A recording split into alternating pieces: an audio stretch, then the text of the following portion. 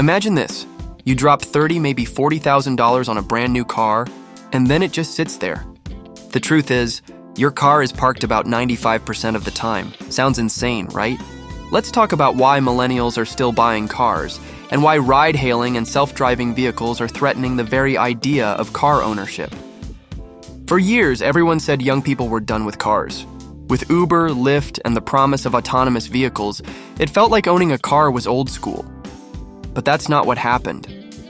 Millennials are still buying cars, because in a lot of the US, you simply can't live without one.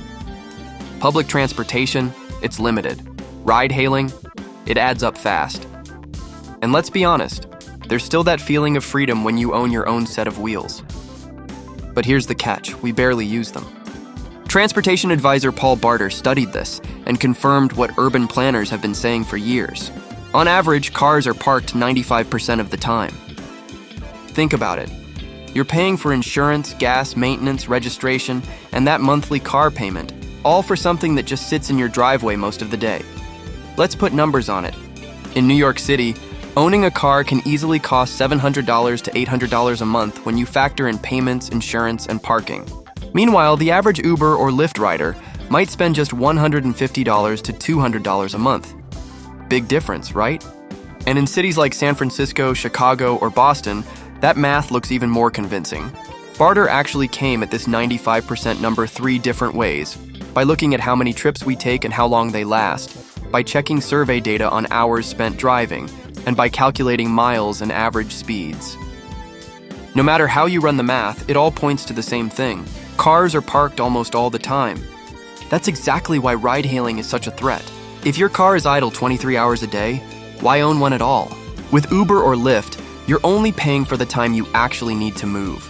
And once self-driving cars really hit the road, it'll be like having a private car on demand, without the $800 a month headache. Now, this doesn't mean cars are disappearing tomorrow.